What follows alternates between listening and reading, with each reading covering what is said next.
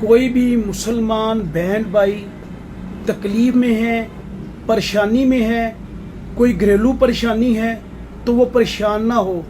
بلکہ وہ اس حدیث کی روشنی میں دیکھ لے کہ اللہ تبارک و تعالیٰ نے اس کے لیے کیا اجر دیے ہیں۔ جو کسی بیماری اور تکلیف میں مبتلا ہیں، روزگار کی تنگی ہے، اولاد یا گھر میں بے چینی ہے۔ حدیث مبارکہ مسد احمد کی ہے، حدیث نمبر 8890۔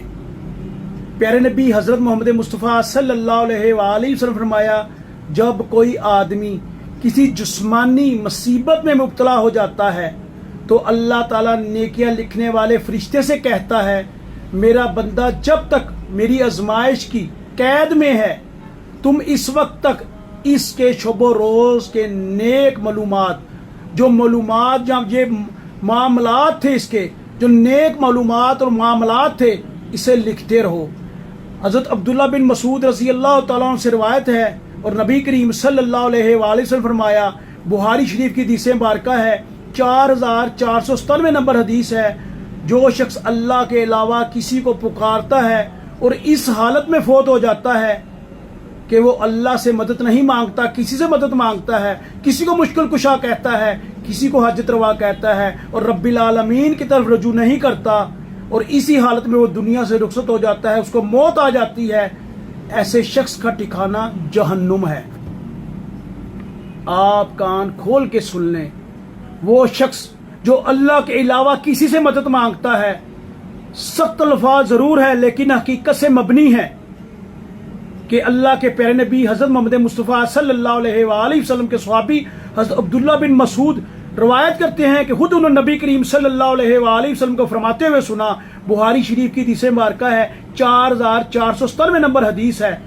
کہ اللہ کے نبی نے فرمایا، کوئی ایسا شخص جو اللہ کے علاوہ کسی کو پکارتا رہا، کس معاملے میں؟ اولاد کے معاملے میں، رزق کے معاملے میں، مشکل کشائی کے معاملے میں، کسی بھی معاملے میں اللہ کے علاوہ مدد مانگی۔ حاجت روا اور مشکل کشا اللہ ہے، اس کے علاوہ کوئی حاجت روا اور مشکل کشا نہیں، اور اسی کنڈیشن میں، اسی حالت میں کہ کسی سے مدد مانگتا تھا، مر گیا، وفات پا گیا، تو اس کا ٹھکانہ کیا ہے؟ جہنم۔ تو پیارے دوستو، بہن بھائیو، اللہ کے علاوہ کوئی مشکل کشا نہیں، کوئی حاجت روا نہیں، اور بے شک اللہ کے پیارے نبی حضرت محمد مصطفیٰ صلی اللہ علیہ وآلہ وسلم کیا فرماتے ہیں کہ جب کوئی آدمی کسی جسمانی تکلیف میں مبتلا ہوتا ہے، کوئی پریشانی آ جاتی ہے، اللہ کی طرف سے آزمائش آ جاتی ہے، تو اللہ کیا فرماتے ہیں؟ اس بندے سے کتنی محبت کرتے ہیں اپنے انسان سے،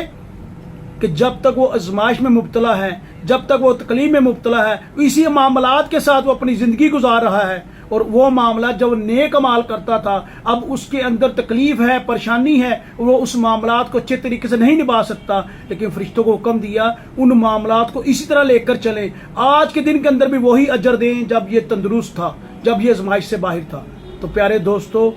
اللہ کی لاٹھی بے آواز ہے، اپنے آپ کو توحید کے رستوں پر چلائیں، اللہ وحدہ لا شریک کے رستے پہ چلائیں۔ کامیابی اور کامرانی